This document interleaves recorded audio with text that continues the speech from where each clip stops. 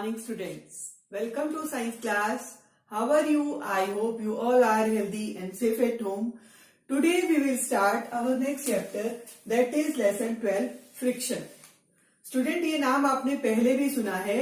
Lesson number 11 जब हमने force and pressure chapter में कॉन्टैक्ट फोर्स पढ़ी थी तो वहां पर ही हमने फ्रिक्शनल फोर्स के बारे में पढ़ा था. जी हाँ, ये वही फोर्स ऑफ फ्रिक्शन या फ्रिक्शनल फोर्स है जिसके बारे में ही इस चैप्टर में हम डिटेल में पढ़ेंगे. स्टूडेंट, आपने बहुत बार ऑब्जर्व किया होगा कि जब भी कभी आप बॉल के साथ खेल रहे होते हैं तो उसे प्लेग्राउंड में जाने के बाद बॉल रोल होते होते ग्रेजुअली उसकी स्पीड कम हो जाती है और धीरे धीरे उसकी स्पीड कम होने के बाद बॉल जो है रेस्ट में आ जाती है, जबकि उस बॉल को किसी ने रोका तो नहीं था. इसके अलावा जब भी आपने देखा होगा बच्चे जो है जब टॉय कार के साथ खेल रहे होते हैं तो वो जैसे पीछे से स्पीड देके छोड़ते हैं तो क्या होता है, कार जो है चलने के बाद थोड़ा डिस्टेंस कवर करने के बाद अपने आप रुक जाती है, जबकि उस कार को किसी ने रोका तो नहीं था. तो ऐसा कैसे हुआ कि वो उसकी स्पीड धीरे धीरे कम हो गई और वो अपने आप रुक गई? Due to force of friction की वजह से. तो आज हम उसी फ्रिक्शन के बारे में इस चैप्टर में पढ़ेंगे.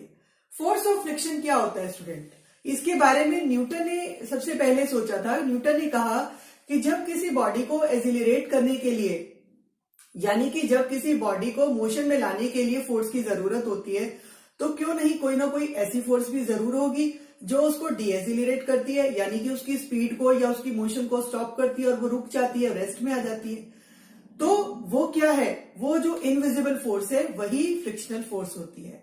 यानी कि फ्रिक्शनल फोर्स को आप किस तरह से डिफाइन करेंगे कि the force of acting against the relative motion of surfaces in contact is called force of friction or frictional force. जब दो बॉडीज एक दूसरे के कांटेक्ट में आती है तो जो दोनों सरफेस, एक सरफेस दूसरी सरफेस के ऊपर एक फोर्स लगाती है, इनविजिबल फोर्स, और उसी को हम फ्रिक्शनल फोर्स कहते हैं.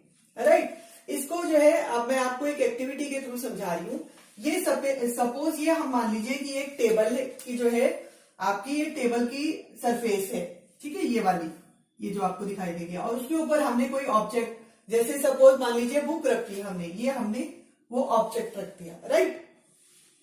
तो अगर जो है फोर्स जो है हमारी आपकी जो है मान लीजिए ये फोर्स हमने अप्लाई फोर्स करी है, यानी कि लेफ्ट टू राइट की तरफ हमने फोर्स को अप्लाई किया, तो बुक जो है जैसे हमने टेबल के ऊपर जो बुक थी रखी थी उसको हमने पुश किया, तो पुश करने के बाद क्या हुआ, बुक अपने आप थोड़ी सी डिस्टेंस कवर करने के बाद रुक गई.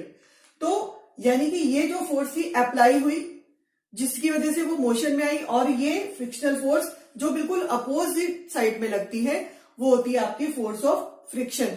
उसने क्या करा, उस जो बुक थी उसकी मूवमेंट को रोक दिया. राइट? इसी तरह से ये हमारा दूसरा पिक्चर है.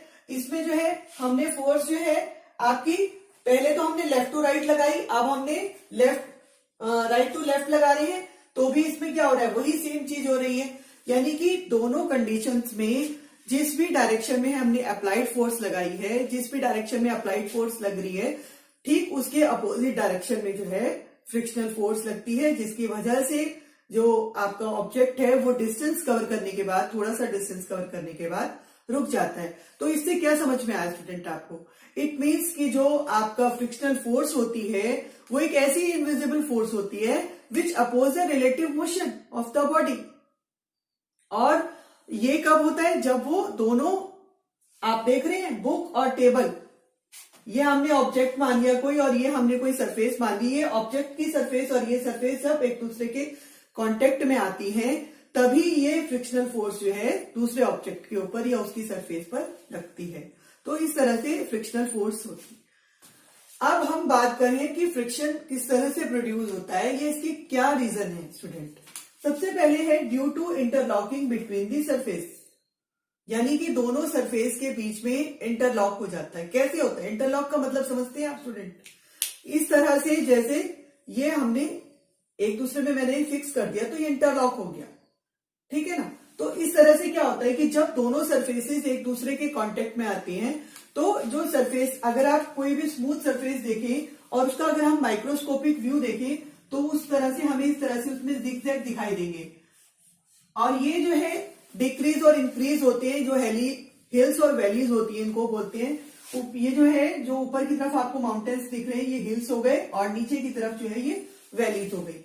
तो ये आपकी माइक्रोस्कोपिक व्यू होता है, किसी स्मूथ सरफेस का माइक्रोस्कोपिक व्यू लिया हुआ है, जिसमें भी हमको जो है इस तरह से जिगजैग दिखाई देते हैं। इट मीन्स कि कोई भी सरफेस इतनी स्मूथ नहीं होती कि वो बिल्कुल स्ट्रेट दिखाई दे, उसमें भी थोड़े बहुत ऐसे जिगजैग आपको दिखाई देंगे, और इन जिगजैग को हम क्या बोलते हैं स्टूडेंट?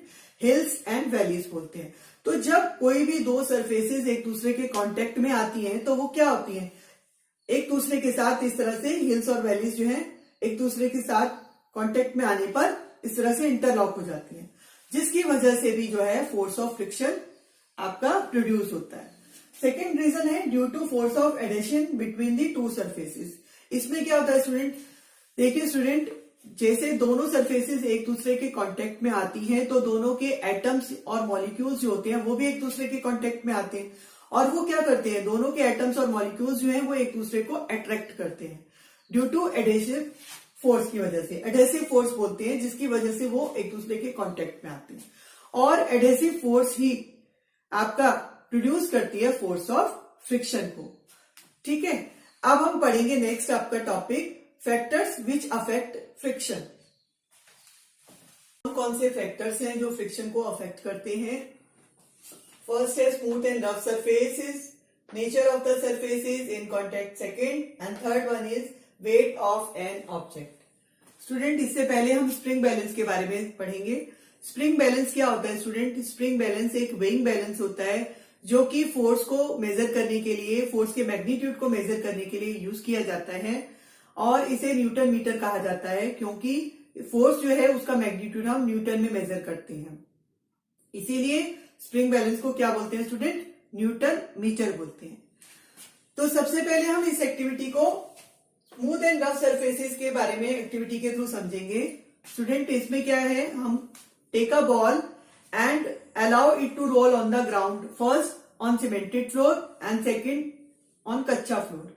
दोनों फ्लोर पर आप अलाउ करेंगे बॉल को रोल करने के लिए। फिर आप देखेंगे, आप मेजरिंग टेप से उनका जो बॉल ने डिस्टेंस कवर किया उसको आप मेजर कर ले। मेजर करने पर आपको पता चलेगा कि जो स्मूथ सरफेस है उस पर, यानी सीमेंटेड फ्लोर पर, बॉल ने डिस्टेंस ज्यादा कवर किया कंपैरेटिवली कच्चा फ्लोर के। तो इट मींस जहां पर डिस्टेंस ज्यादा कवर हुआ वहां पर फ्रिक्शन फोर्स जो है कम अप्लाई हुई, और जहां पर फ्रिक्शन फोर्स ज्यादा अप्लाई हुई वहां डिस्टेंस कवर कम हुआ। इट मींस कि फ्रिक्शन फोर्स जो है सरफेसेस के नेचर पर भी डिपेंड करती है। अगर स्मूथ सरफेस होगी तो फ्रिक्शन फोर्स कम लगेगी, अगर रफ सरफेस है तो फ्रिक्शन फोर्स ज्यादा अप्लाई होगी। सेकंड हमारा है nature of the surface in contact, कि जो ऑब्जेक्ट किसी सरफेस के कांटेक्ट में आ रहा है तो उसके नेचर पर भी जो है, उसकी सरफेस का नेचर कैसा है ये भी डिपेंड करता है। इसके लिए भी हम एक एक्टिविटी के थ्रू समझेंगे कि हम एक ब्रिक ले लें। ब्रिक को आप क्या करें? स्ट्रिंग के साथ टाई करके और उसको स्प्रिंग बैलेंस के साथ जो है उसके हुक के साथ उस स्ट्रिंग को टाई कर दें। अब पुल करें, सीमेंटेड फ्लोर पर उसको ब्रिक को रखें और फिर पुल करें। पुल करने पर क्या होगा? आपका स्प्रिंग बैलेंस में रीडिंग आ जाएगी। आप 0 एरर पर उसको नोट करेंगे रीडिंग को, तो रीडिंग नोट कर लें। इसके बाद रिपीट करें इसी एक्टिविटी को, लेकिन अब आप क्या करें? पॉलिथीन से कवर कर दें ब्रिक को। तो पॉलिथीन से कवर करने पर क्या होगा? ब्रिक की जो सरफेस है वो रफ होती है, लेकिन पॉलिथीन कवर करने के बाद वो स्मूथ हो जाएगी। फिर से वही एक्टिविटी को रिपीट करें, उसी तरह से टाई करें, स्प्रिंग बैलेंस के साथ अटैच करें और फिर पुल करें, फिर रीडिंग नोट कर लें। तो क्या ऑब्जर्व करेंगे कि दोनों रीडिंग में से जो फोर्स का मैग्नीट्यूड था वो आपकी ब्रिक पर ज्यादा आया, जब हमने पॉलिथीन से कवर करा तो फोर्स का मैग्नीट्यूड कम आया। यानी कि ब्रिक पर जो है फोर्स ज्यादा अप्लाई हुई, फ्रिक्शनल फोर्स, और जब पॉलिथीन से हमने कवर करा तो वो फोर्स, फ्रिक्शनल फोर्स जो है कम अप्लाई हुई।